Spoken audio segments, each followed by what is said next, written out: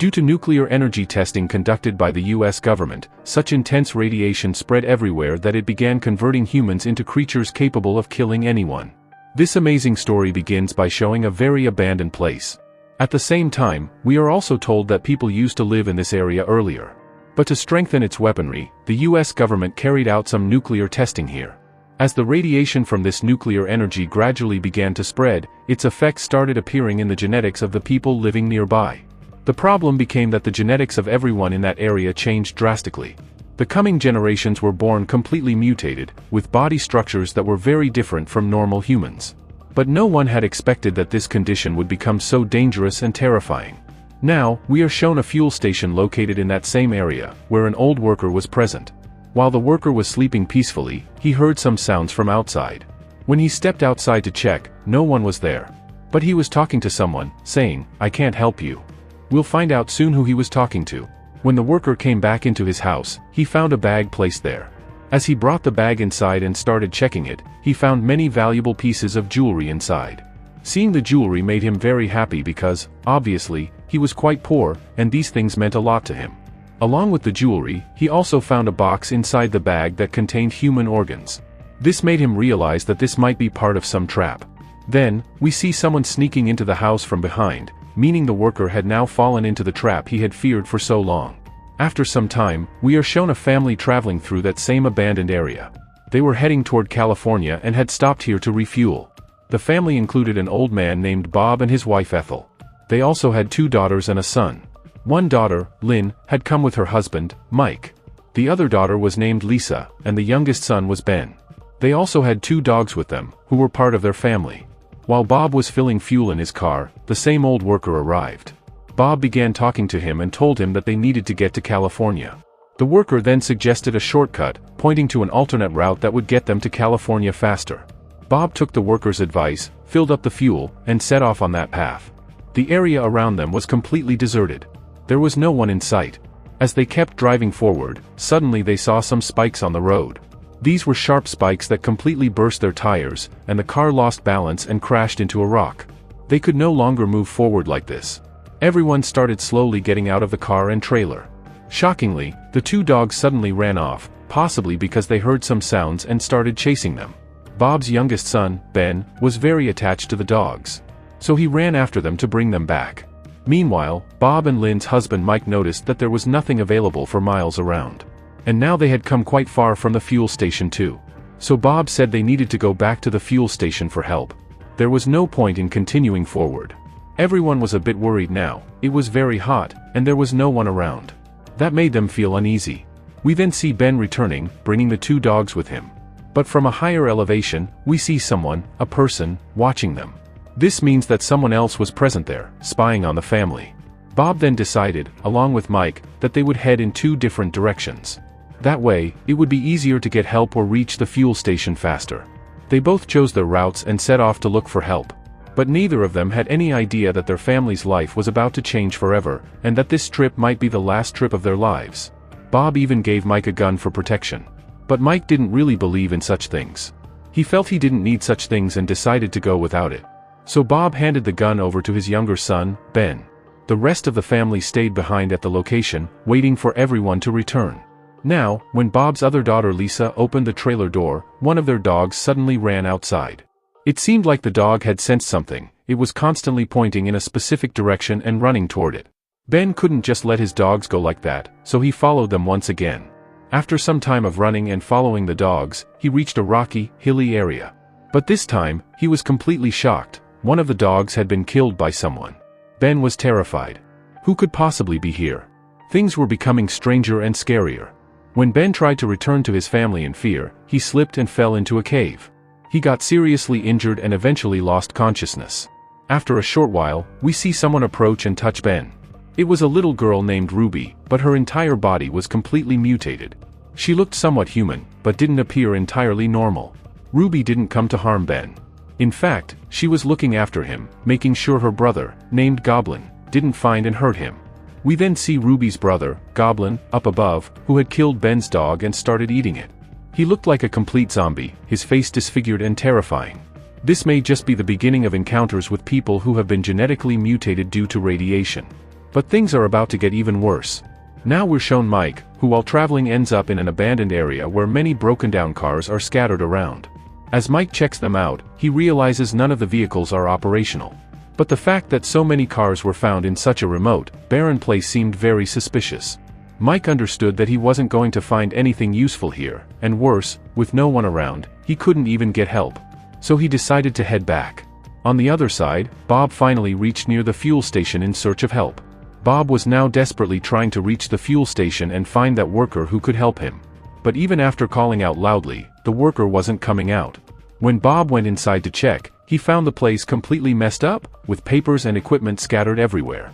These were all related to research studies, specifically the effects of radiation on the local people. He discovered information about how genetic changes and mutations had turned people into strange, monstrous creatures. Bob now fully understood what was actually going on in that area. He became extremely worried about his family. So, he quickly tried to leave the place. Just as Bob was about to sit in his car, he heard a sound coming from a small house nearby. Armed with a gun, he went to investigate and found the worker sitting there, completely drunk and out of control. Bob tried to ask him what was going on and who he was so afraid of. But the worker said nothing. He just kept drinking. Then suddenly, the worker picked up his own gun and shot himself. This was too much for Bob. Terrified, he ran back to his car, trying to start it immediately. But he had no idea that someone was already hiding inside, waiting for him. That person attacked Bob violently, and blood splattered all over the car. Now the story cuts to Lisa, who had gone out to look for her younger siblings. She was calling out Ben's name loudly, but of course, Ben couldn't hear her. He was unconscious, and the mutated girl Ruby was still sitting beside him. But as soon as Ruby heard Lisa's voice, she ran away from there. Lisa eventually found an injured Ben and brought him back. His wounds were treated. But Ben didn't tell his family the full truth. He didn't even mention that one of their dogs had died. Still, whatever he had seen had deeply scared him. Suddenly, someone knocked on the door of their trailer. It felt like someone was trying to force their way in. Ben got very scared and told everyone to stay back. In fact, Ben had carried the gun given to him by his dad for protection.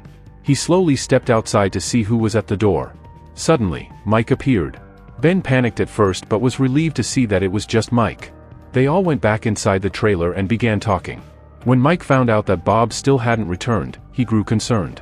So, he told everyone that if Bob didn't return soon, they would go search for him in the direction of the fuel station. Night had fallen, and everyone went to sleep.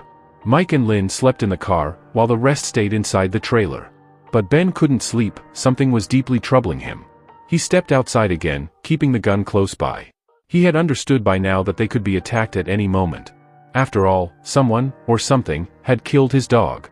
Ben immediately went to wake up Lynn and Mike, who were sleeping peacefully. But just then, from the top of a nearby hill, they heard the horrifying sound of someone burning. It was Bob, Ben's father, who was being burned alive by the mutants. Bob was screaming in pain, but there was no one to save him. He was burned so badly that he died right there. Ben and Mike couldn't bear to watch and rushed up the hill to try and help, but it was too late. The whole scene was so horrific that Ben broke down in tears. Back at the trailer, Ethel suddenly started screaming. A mutant had entered the trailer. It was Goblin, Ruby's brother. Goblin had grabbed Lynn's baby and was moving forward to harm the child. At that moment, Ethel and her two elder daughters were inside the trailer. Lynn was desperate to protect her child, trying everything she could to distract the mutant. But Goblin was completely insane.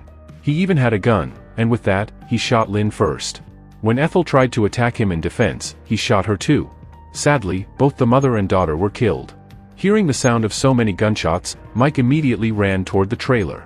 He was already certain that Bob had been burned alive and wouldn't be coming back. Now, the responsibility of protecting the rest of the family was on Mike. As he reached the trailer and stepped inside, everyone was shocked to see that Ethel and Mike's wife, Lynn, were both dead. Lynn's baby was missing, obviously taken by the mutant. Ben was consumed with rage. His mother, father, and sisters had all been killed. A thirst for revenge had overtaken him. He immediately picked up a gun for protection and went outside to hunt down the mutant. Mike, however, was completely lost in shock. His wife and child were both gone. But now, even their own lives were in danger. So Mike quickly stopped Ben from leaving and decided to go himself. Ben was still a child and wouldn't be able to handle this kind of situation. That's why Mike chose to go and bring the baby back alive and safe. There was still one dog with them, the same dog that had a walkie-talkie. The walkie-talkie belonged to Goblin, the mutant. When Goblin was running away, the dog had attacked him and managed to snatch the walkie-talkie. Mike told Ben to stay with his older sister, Lisa, and then headed toward the hill, the same direction in which the mutant had escaped. The dog was sniffing the ground and showing him the path. Following it, Mike reached the top of the hill and found a tunnel leading to the other side. Mike didn't waste a second and entered the tunnel in hopes of rescuing his son. Now we learn that on the other side of the hill, there was a small town.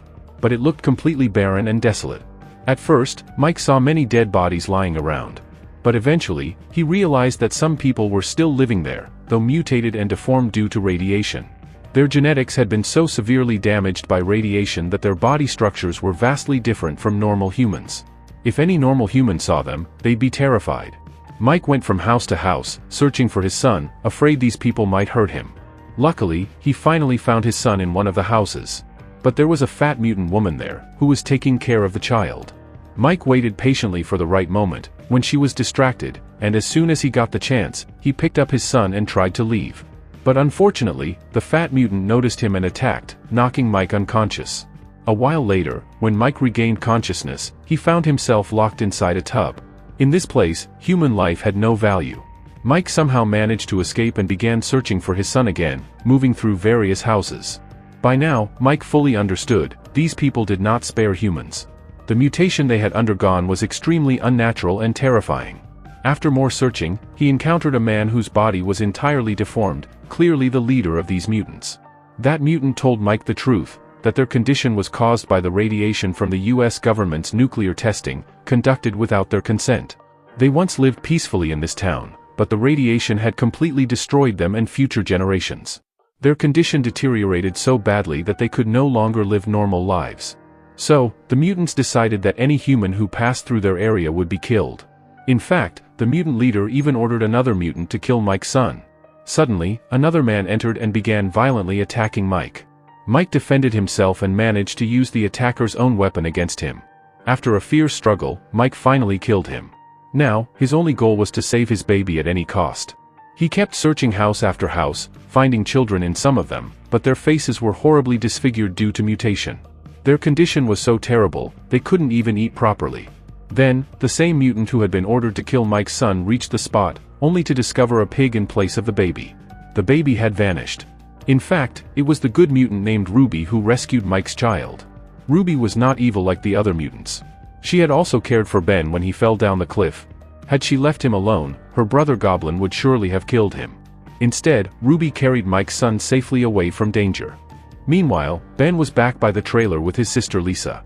They had set up several traps around the trailer so that, if any mutant attacked, they would be caught. Sure enough, one mutant approached, intent on attacking them. Ben fired at it with the gun he carried. But the mutant was wildly out of control, so Ben decided to lure it into one of their traps. He ran back to the trailer and led his sister around the other side.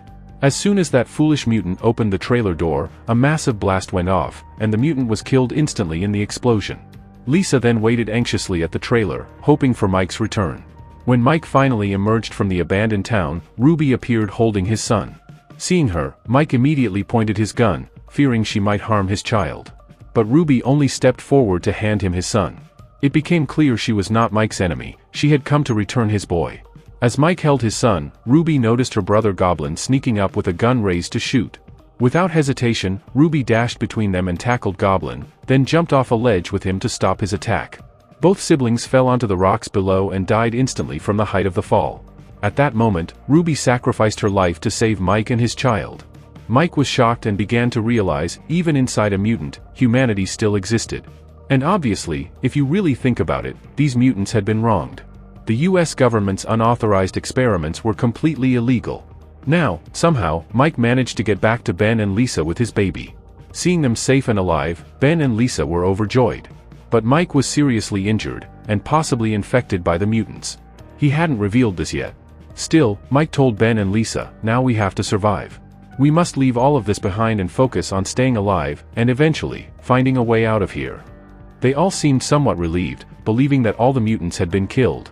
But then, we see from afar, in the hills, someone watching them silently. Which means, some mutants are still alive. And maybe, they're planning another attack. We don't know if Mike, Ben, Lisa, and the baby will survive in the end. These questions remain a mystery. And that's where our story ends.